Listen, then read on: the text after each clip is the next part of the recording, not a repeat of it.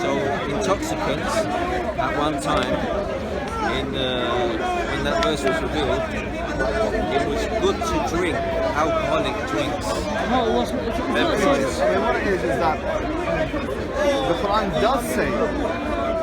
You're right. The Quran does know this verse. This is not the verse I was thinking you'd approach. But the Quran does say that there is some benefit in drinking alcoholic drinks. Wait a minute. What am I saying here? no, it's true. That's what I'm trying to say, bro. Because in the Quran in Surah Al-Baqarah, it says, يَسْأَلُونَكَ عَنِ الْخَمْرِ وَالْمَيْسِرِ. They ask you about intoxicants and gambling.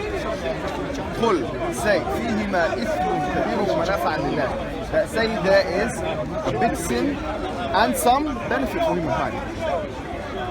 وَإِثْمُهُمَا أَكْبَرُ مِنْ نَفْعِهِمَا. So it says that the sin is bigger than the benefit. So if you look into the nutritional content of a glass of wine, there's no doubt some benefits will derive from drinking alcohol.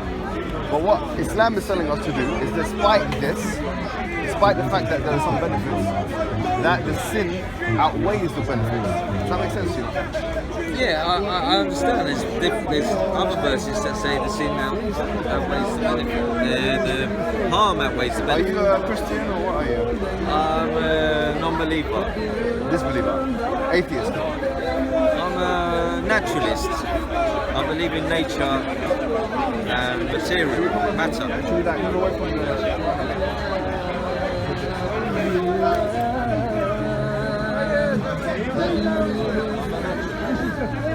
Nature and matter.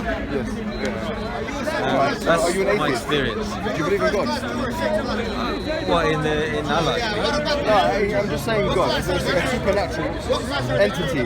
I don't have any reason to believe in anything supernatural. Yes. So, do you believe in? What do you believe brought us into existence? Say again? How comes we are here? What brought us into existence? Well, we all came from our parents. What brought the universe into existence? I think the universe was always here. There's no reason to think that it started from nothing. No, I didn't say it started from nothing. I'm just saying that you're saying that the universe was always there, yeah? That's what I think, yeah. What evidence do you have to substantiate your claim? Well, because I don't think that something comes from nothing. I accept that, I agree with you. So that means there must have been material that the universe came out of. Agreed. And that material has always been around. Okay, should we rephrase it? Because saying material, if you say the word material, it implies that you know what that thing is already. That it has dimensions of some sort. If we use the word entity, it becomes less specific and more general. So if you're saying that you believe that there was an entity that existed before the universe, because it couldn't have been the case that the universe was there from nothing. Is that what you're saying? Yeah, that's what I think. I agree with that. I agree with that entirely. So now we have to ask ourselves a secondary question. What are the properties of that entity? What properties must that entity have had in order to construct the universe that we live in? You use the word entity. I don't Yes, know what you entity mean. is unbiased, really. It's a neutral terminology. Well, entity could mean a being. It could mean a being, and it could mean a non-being, and that's why I've used the word. So I leave it as vague as possible and open as possible. Okay. So, what was your question again? What I'm asking you is, what properties must this entity have in order to create a I'd complex say universe? it has the properties of the laws of nature as we experience them. Gravity, electromagnetism. So you're saying it must know the laws of nature, it must have a knowing and intellectual property. Is that what you're saying? No. No, you're not saying that. So what are you saying? Saying that it just goes with its laws of nature. It just goes with the flow of electromagnetism and But how do you know there was such a gravity. thing as, how do you know there was such a thing as gravity and or electromagnetism before the inception of the universe? Well, I don't think there was a conception of the universe. That's the thing. think it Yeah, was so always before the there. universe, Gravity was always there. Electromagnetism was always have you got any there. evidence to substantiate your claim? No, but I know that gravity, electromagnetism exists now. Yes. But you know, the scientific consensus seems to contradict what you're saying. Well, yeah, I don't have to go along with what the scientists say. No, I agree with you. You don't have to, but if you're proposing an alternate theory, what is your evidences for that theory? Well, the evidence is that everything exists, and I think they come out with these laws of thermodynamics where they say nothing can come out, or no energy gets destroyed. Yes, okay, so if we look at the second law of thermodynamics, it would suggest actually that the energy is depleting in the universe to such an extent that it would suggest that there was a beginning of the universe where energy existed at its prime and then now it's depleting steadily. So actually the second law of thermodynamics does nothing but prove an inception of the universe. But the first law says that energy cannot be created or destroyed. Yeah, but in the context of what? In the context of a universe that's already created. The universe that has been existing, I would say. No, but what I've said to you... If it's created, it's created from creation. Yeah, so what I've said to you here, you're saying if it's created, then it must have been created by creation. The word creation suggests creator anyways. No, no. Yeah, a creation is a product of what the creator does. Creation is nature. If you want to It's use that everything. terminology, I have no problem. So let's say you're right, yeah? Let's take this argument. Let's say you're right. And let's say that the universe was there and there was something before it. Yes? Which I will agree with you is the creation, not the creator. Fine. If we go before that, what happens? Who knows? If we keep going before that, There was creation. There was more yes, creation. more creation. Yes, More creation. More creation. Now, my point is this: if you keep going infinitely, regressively backwards, it would take you an infinite amount of time to get to where we are. Therefore, we would never get to where we are at the moment. Therefore, you had to have an entity that had no beginning in order to start everything up and create. Or you don't even need to use the word create, but let's use the word start everything up. Would you agree with that logic? No, like I said, I don't believe there was a star. Okay, so what you're saying is a logical fallacy then. You're saying that there was something that came before something, that came before something, that came before something, and we keep going regressively, infinitely backward, and therefore we don't have a start. So how did we get to where we are? Because you had to have something that started all up. Well, no, there was a continuous evolution of the universe, changing all the time, If it was continuously regressive, continuously changing. yes, if it was continuously changing like you're saying, then it would take an infinite amount of time for us to get to where we are. Okay, if you want to say that. So therefore, you agree with that, therefore we would not get here, we would not be in existence. Why? Because an infinite amount of time suggests that we would not be able to get to where we are at the moment. It doesn't suggest that. It just suggests that there was an endless amount of time in the past, endless amount of time. If you're saying that, And we've come to now. Yes, all right. Let me try and break it down to you in the following way. If I say to you, give me £5, but I'm not going. Give me £5. Yeah, but first you have to take permission from this man on your right. We will take permission from this man on his right. We will take permission from this guy, and then you will continuously have to take permission from each other like that. Yeah? Will I ever take from you the £5 or not? Will it ever happen? Well, if it was endless amount of people, Yeah. if there was a limited amount of people, then it will stop at the last person, and then it will come Yes, back. if it was an endless amount of people, you'd never give me the money. Endless loop, he said. So it's a loop. But if that only applies if there's infinite amount of people. Yes, so we've used the word infinite, yeah? Before we said endless. infinite amount, you said endless. Endless and infinite are quite similar. In fact, they can almost be used interchangeably in some contexts. What I'm saying then is, if what you're saying is correct, then you would never give me the £5. Well, if it was an infinite amount of people, then it would always continuously go. Yes, and so you'd never give me the £5. You'd never give me the £5, right. In the same way, the same parable now, or the same analogy can be made of the universe. If there's an infinite past, we would never get to the beginning of the universe. But if the direction of the past is going forward to now, that's what I'm saying. Infinite past is coming forward to now. So now you're suggesting that maybe the time that we have is not linear. Yeah, it's come to today. What do you mean? Now, it's come to now. There was an infinite past, it's come to now. And it's going to keep going forward infinitely. Infinite forward movement of time. Infinite past So you're movement saying of if there's time. an infinite past movement of, because what you're saying is slightly contradictory, right? If you're saying there's infinite past, yes, and there was no beginning, there was no entity that started everything up, then how did we get to where we are now? Well, because creation is creating things all the time. So where did it all start from? Stars create, they There's no live stars and then they before die. the Then new stars come in. But there's no stars before the universe. Well, that's your view. There may have been stars. There may have been all kinds of things. Who knows what will happen before the universe? No scientist knows But that. what we're saying is that the stars are a byproduct of the workings of the universe, yeah? Okay. So we're talking now about something which is outside of the universe. And we said that before the I universe... don't think there is anything. You don't think there's anything outside the universe? Outside. So how comes the universe How can you know? Where is the universe expanding into then? It's not expanding into anything. Oh, so it's not expanding. It's just, if it is expanding, it's expanding inside itself.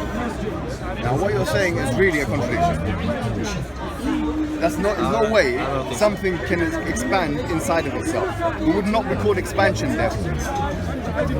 Well, if it's always moving, how do you know it's expanding? The galaxies are meant to be moving apart. Yes. You don't know. Because what you're saying is clear. You're clever, man. Yeah. What do you study, my friend? What did I study? What do you do? Yeah.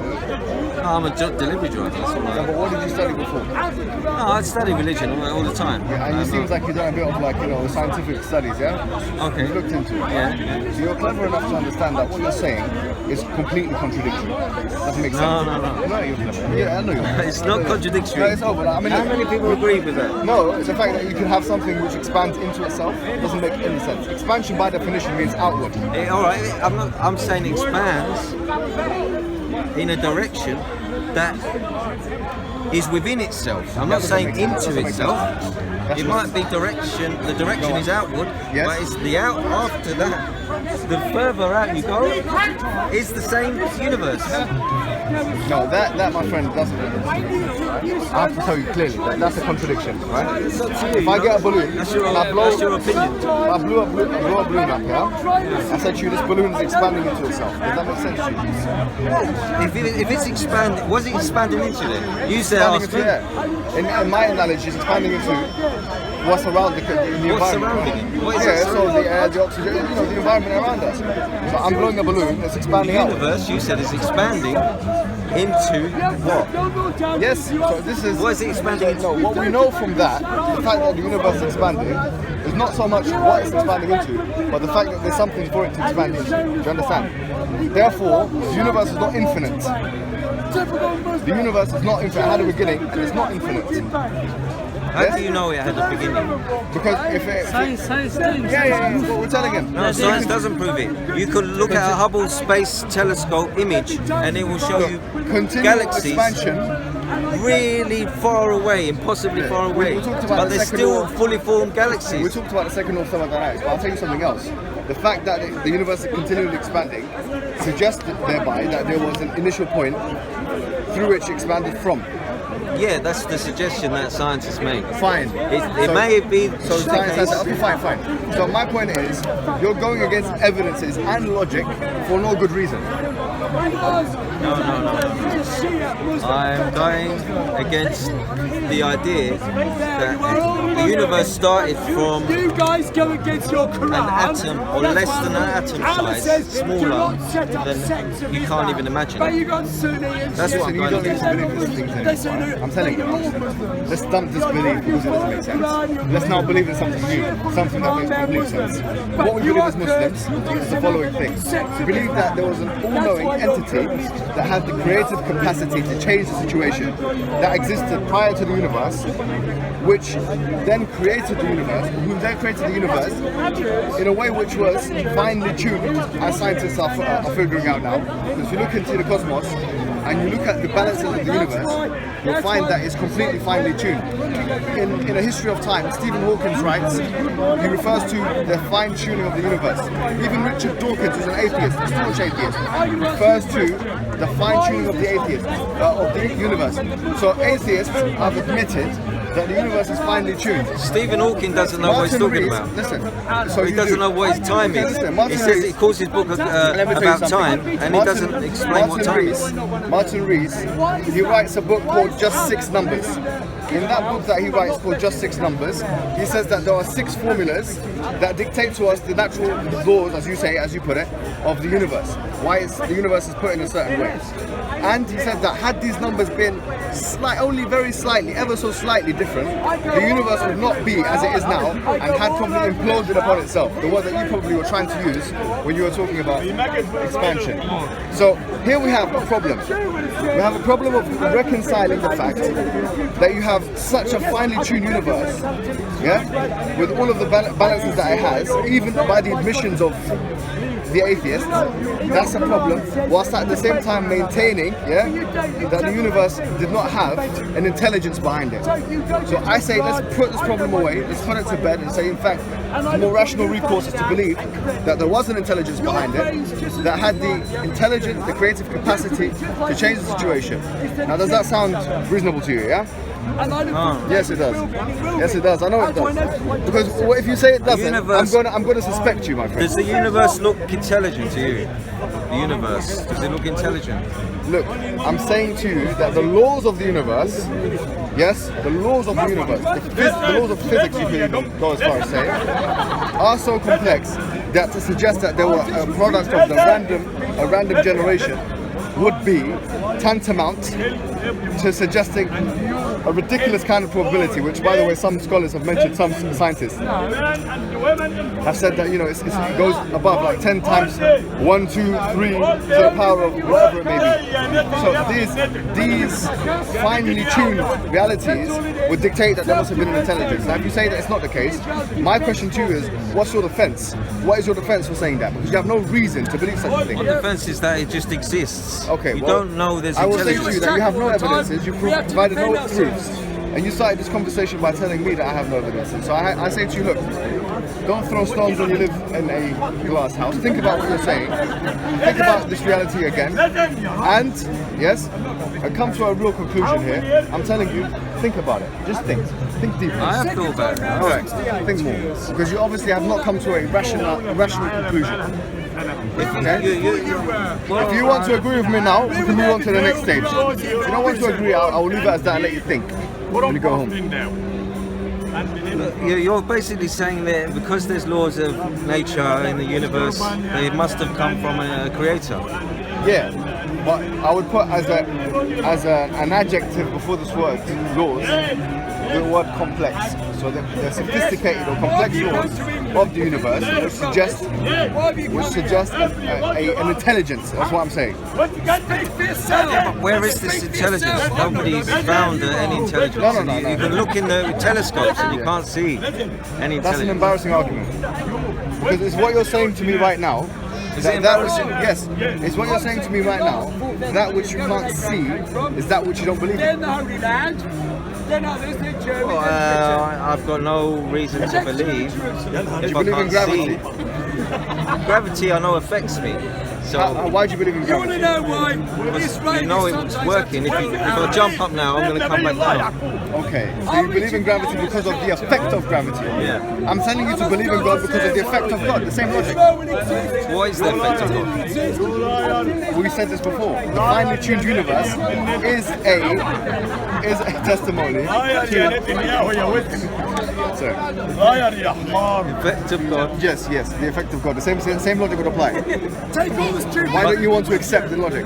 take all the stupid. Because there's no God that you can experience. I can't experience a God. Pardon? I can't experience God. You can't experience. Who cares what you can't experience? Does that mean because you can't experience something, it doesn't exist? Is that your logic? Well, show me how to experience it, and then I might believe. Okay. All right. I like it. Now we're coming closer to the truth. Let me tell you something. If you want to experience God, yes, I'm not going to go into a religious run. You don't have to do much. You know why? Because the truth is, God, or the belief in a higher entity, is a natural part of your composition anyways. Do you know that? I didn't know that. Yes, it's true. According to the Oxford Anthropological Society, they say that human beings are born with a belief in God, or a belief in a higher source. Yes? So Well, I really, think you're taught that. pardon? I think you're taught to Well, believe. I mean, it's an interesting point you're making, but the question is, does your claim stand to the scrutiny of evidence? Well, I think so. Go and give me your evidences. Well, because if you was taught from your parents to be an atheist, you probably would be. Okay, I accept that point. What? Because the Without atheist any is not the same as influences. a theist. Without any I'm arguing the opposite of what you're arguing, of what you've just said. I've argued that you are born as a theist, or you believe in God, or you have a natural predisposition to believe in God. Well, how comes I haven't got that? You probably do have it, but you've been, as you've just mentioned, taught to be an atheist by the society around you. So do you want to rid yourself away from this sociological construct and now embrace your natural self? I try and do that every day. I rid myself of bad social influences and embrace myself. What's your background, my friend? What religion I was? Yeah. What parents? My mother was Greek Orthodox Christian. My father was atheist. Alright, well, let me tell you something, my friend, yeah? As I've just mentioned to you before, yeah? It makes sense, and I think you agree with me now.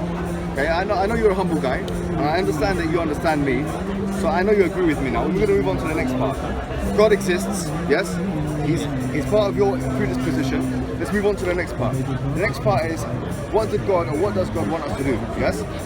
So our narrative, the Islamic narrative, is as follows, and I want you to pay attention to this. The narrative is that we believe that God sent messengers and prophets to people, certain people in certain times, yes, to give people this very simple message, to believe in one God and to worship one God. You understand? Now, messages have come aforetime to different localities, different geographies, different people, and different times to dictate this very same message, yeah, throughout the span of history. And we say that this ended. So, and just to actually add to that, we believe in Jesus Christ, just to let you know. We believe in Jesus Christ was the Messiah, that he was a miracle worker, that he raised the dead with God's permission, that he cured the blind with God's permission, all these things, right? We believe in Abraham, we believe in Moses, we believe in all of these mighty messengers that you might have heard of before. Yeah. All of these prophets and messengers, we believe, came with this unitary, simplified message, which is to believe in the one God that created you and to worship him, this one God that created you, right? Okay. We say that this ended with the crystallization of the message through the Prophet Mohammed, who said, he was really the sent to all of humanity rather than just a specific geography, a specific locality, a specific time. You see where I'm coming from? Well, that's your belief.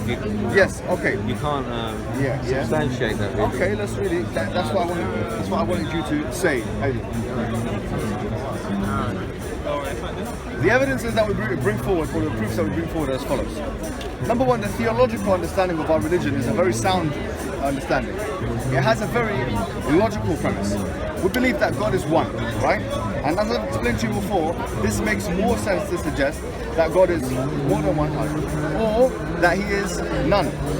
And I've explained this to you before, so I'm not going to repeat that. So, having said this theological thing, move on to the next part of our argument. We believe that the prophets, all of them, were sent with what you would call a miracle, or an evidence, or a proof.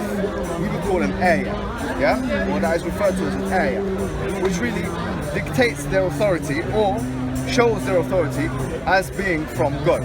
So they come with two things, as I said before. They come with the message, and they come with the miracle as well. From our perspective, we believe that the living miracle, the ayah, is the Quran itself. Yes? Yeah, and why do you say that? It's a good question, my friend. I'll tell you the reason why we say that. The reason why we say that is for the following reasons. Number one, the Quran itself offers challenges for humankind. Like you'll find in chapter number 4, verse number 82 of the Quran, it says, أَفَلَا يَتَدَبَّرُونَ الْقُرْآنَ وَلَوْ كَانَ مِنْ عِنْدِ غَيْرِ اللَّهِ لَوَجَدُوا فِيهِ اخْتِلَافًا كَثِيرًا. Did they not ponder over the Quran? For had it been from other than God, they would have found in it many contradictions. So the challenge is there. It's an everlasting challenge for humankind to find contradictions in the book. The second challenge that's actually provided from the Quranic perspective is you'll find in Surah Al-Baqarah, chapter number 2, but also in chapter number 10 and 11 and other parts of the Quran, where it says, فَأْتُوا بِسُورَةٍ مِّن مِثْلِهِ وَدَعُوا شُهَدَاءَكُم مِّن دُونِ اللَّهِ إِن كُنتُمْ صَادِقِينَ.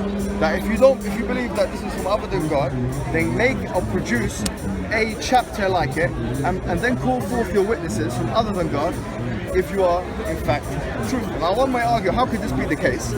Yes? Really, how could we even, I mean, it's so subjective, this challenge, isn't it? Someone would say. The answer is as follows. There is a subjective component to it, no doubt, but there is also a quantifiable component to it. The quantifiable component is as follows. The Quran is a book, or is a speech, which was revealed 1,434 years ago. Sorry, then you're right. So the Quran is a speech which was revealed 1,434 years ago, yes? And when it was revealed, you can record it. It was a speech that it was revealed 1,434 years ago, yes? And from then till now, you'll find that there were certain effects that the Quran has had, which are quantifiable effects. It's had a political effect, it has an economic effect, it has an international relations effect. And the effect, I would argue, of the Quran on human beings, yes, on the sociological realities of the world, is more than, and this is a quantifiable term, the effect of any other book that has come to compete it. So if I say, for example, the amount of Muslims that have become Muslim, one. Number two, the amount of people that have lived by Islam and recited the Quran, memorized the Quran, incorporated the Quran into their daily lives, is more than any other book that has come to compete with it. So this is another important point. So for example, me and you are here are talking about Islam. Yeah, you're talking about the effects. Yes, but I would effects. say to you, what's the revelation? You're talking about political effects. Yeah, even that. Now, So I've just given I you don't a deny there is political, Yes. social, economic, or worldwide influence of Islam. I don't accept private revelation. Yeah, I'm giving you the reason. Of truth. So I've given you two things now. I've given you the fact that the Quran doesn't have contradictions, and I've given you the fact that the Quran offers a challenge for humankind to produce something like it. So there are two aspects here. Who's going to decide whether there is a contradiction or there isn't a Yeah, contradiction? well, that's for you to come in and try and prove us wrong. And it's an unfair challenge because I don't know 7th century Arabic. Okay, well, I mean, I'm sure that there were people that knew 7th century Arabic for the last 1,432 years. I'm sure that if you go to the Bible Belt in America, there are people that are being funded to learn this Arabic so that they can disprove the Quran. This stuff is happening, right? Yet, really, what you find is a shallow interpretation of Quranic scripture in order to try and create an effect of contradiction, where there isn't anything really substantive of an actual contradiction that can be found. Well, there's not a lot of detail in the Quran. And I leave that open as an open challenge to you and any other person in Speaker's Corner. Try and find the contradiction in the Quran. Now, furthermore, you'll find that there are other kinds of miracles that the Quran has. And I'll give you some of them. One of them, which I believe is one of the most powerful ones, is the linguistic miracle of the Quran. And you'll say, okay, once again, as you mentioned before, the linguistic miracle of the Quran can't be checked by someone who's a non-Arab. I say to you, really, that's not true. Say that one more time. Yeah, I'll say it one more time. I say that's not really true. I'll tell you why. The reason why is that you can substantiate this. What's the linguistic miracle? I'll give you some examples, since it's a dialogue. A linguistic miracle really is, the Quranic, you could say the implicit claim of the Quran is that it claims that no one can create anything like it, or can make anything, or can do anything like it, right? So the way it manipulates language is a way different to the way any other human being would be able to manipulate language. So if I learn the 7th century Arabic however long it took, a few months or whatever, I wouldn't be able to create a similar He means verse. that it's highly poetic language. I won't be able to make a similar verse to that. What's in the Exactly. Quran? So now let me give you an example. I find that incredible. Indeed, you would do. Let me give you an example. I like it. You know what I would say. Yeah, I know you. I'll come to you. Me and you will have a conversation next. What I was going to say to you, let me give you some easy examples, right? And I like to give some easy examples for people to understand where I'm coming from. Now, if you look at the Quran, it's a book that was revealed over a span of 23 years. It was a responsive revelation. So the Prophet would be asked a certain question, and then he would answer that question, almost sometimes spontaneously. So he did not have a planning time to write things down and to make things up, right? So sometimes someone would ask him, as you just started when me and you had this conversation about a certain topic, يَسْأَلُونَكَ عَنِ الْخَمْرِ وَالْمَيْسِرِ. They ask you about drinking and alcohol and gambling. قل, say this. يَسْأَلُونَكَ عَنْ ذُو الْقَرْنَيْنِ. They ask you about ذُو الْقَرْنَيْنِ. قل, يَسْأَلُونَكَ عَنِ الرُّوحِ. They ask you about the soul. قل. So it's all like, very... How do you know that wasn't Mohammed saying that? Yeah. Or his secretary, so let me or finish. his friends? Right. Let me come to you, right? It was written years after Muhammad death. I'll come to you, my friend, no problem. Yes, okay, I'll come to that in a second, my friend. But what I was going to say that, if you look at, so these are the verses of the Quran, they were responsive revelations. Despite the fact that the Quran was responsive revelation, you'll find that it has an unbelievable interconnectedness, yes, from beginning to end. And I'll tell you what I mean. But I've read the Quran. It has, it repeats itself a lot. There's no chronological order. Yes, and the chronological ordering is not what I'm referring to here. How can it It's a be? unique language. It repeats. It's the same story. Let me try and give this to you in a way you'll understand. What I'm saying to you is that let's take, for example, chapter number 2 of the Quran. Chapter number 2 of the Quran, Surah Al-Baqarah, was revealed over a span of about 2.5 to 3 years. Yeah, this has 286 verses in it. This chapter. Yeah. Despite the fact that this chapter has 286 verses in it, you'll find that there's an unbelievable interconnectedness. What is connected with what? I'll tell you what is connected with what. The beginning of the chapter is connected with the end of every chapter of the Quran. And the ending of that chapter is connected with the beginning of the next chapter. And the themes within the chapter are all connected to each other. And I'll give you an example. He means a very artificial language. In the Quran, in the beginning of Surah Al-Baqarah, But in the the end of stories repeat themselves. No, hold on. Let me tell you why this is actually probabilistically impossible for someone to do, right? The end of Surah Al-Baqarah. Sorry, bro. Yes. So, let me explain to you once again, right? Because this is a very important claim that we're making. We're making the claim that I think it's an unbelievable thing. Go ahead. I like the way you're using language. The claim that we're making very clearly is that the Quran is a linguistic miracle. And let me define my terms. When I say miracle, the word i'jaz in Arabic means that which incapacitates. Yes? So it has the ability or the propensity to incapacitate the person who's reading or listening to it. Something that's impossible. Something which is probabilistically Impossible unfathomable. to Yeah, do. you can say impossible to do, yes. So I'll continue now. Well, I was giving you one example of the Quranic miracle. I said to you that the Quran was revealed over a span of 23 years. And that in 2.5 years, one chapter, which is chapter 2, came down.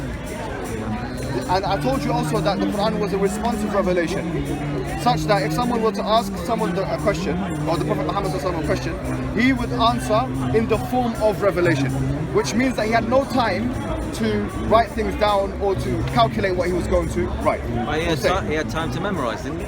No, because people would ask him straight away, and he'd answer straight away. Do you like that example I gave you? Yes, they ask you about drinking and gambling. قل فيهما إثم كبير ومنافع للناس. Say this, that, and the other. Yeah.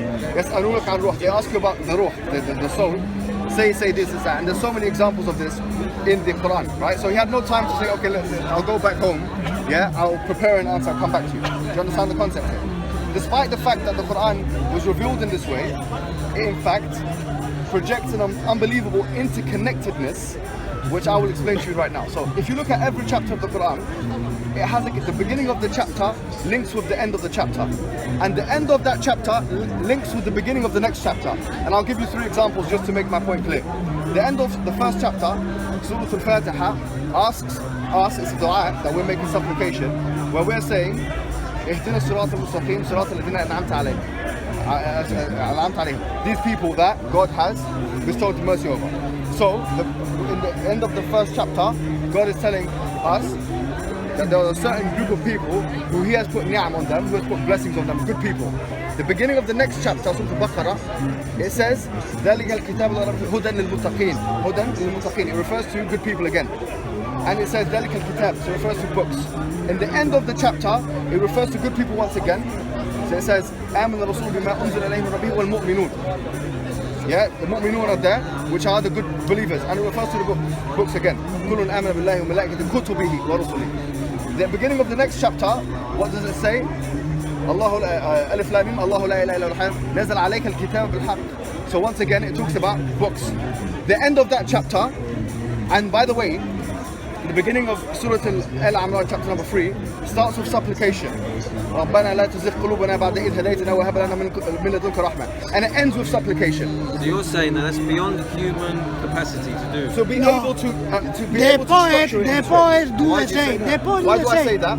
Rhythm and rhyme. The poets will do the No, same. the reason why- Rhythm and rhyme. Let me tell you What why you I explain believe is that why I believe that this is an incredible thing, which is beyond the human capacity. Yeah, because if for me to know to structure the Quran in this way, which is all interconnected, I would have to be aware of future events, what people are going to ask me. If I'm not aware of future events, how can I structure the Quran in a way which is interconnected in this way? Because the Quran was not revealed in chronological order. Chapter 1 wasn't revealed first, then chapter 2 was revealed second, third, fourth, etc. Well, in fact, what happened is chapter 96 verses 1 to 4 were revealed first, and then, you know, in chapter 73, the first chapter is the 74, so it was revealed in a non-chronological order, yet when it comes together in an interconnected way which is unbelievable, is my point. Now, Oh, the editor did that. Someone who brought it together. yeah, like a sonnet. The editor. Rhythm The editor. and rhymes. Brought it together. oh right, so the point is, how could it be edited? Because it makes sense in both ways. So when something is coming down to you, To know whether it was true or so, not. my friends, do you mind if we just have a conversation? No, it's all right, I'm allowed to do that because I'm in free speech. Oh, yeah, you can do Sorry, what? okay. What I was going to say was I'm really... allowed to do that. I'm sorry, my friend. Yeah, I apologize. So I was going to say was that, so there's two ways the Quran makes sense. Listen to me carefully. The Quran makes sense in the way it was revealed. So the fact that the Prophet had the Quran revealed to him in a certain way, it makes sense in that way. But it also makes Well, it sense doesn't make sense to chronologically. me. Or it makes sense from chapter 1, 2, 3, 4, 5, 6, 7. And it's interconnected chronologically. Now my question is, how can it be that the Prophet was able to create this effect and he does not know, and he couldn't know as a human being, the future event? So that I would believe. I would say, Which future event? Which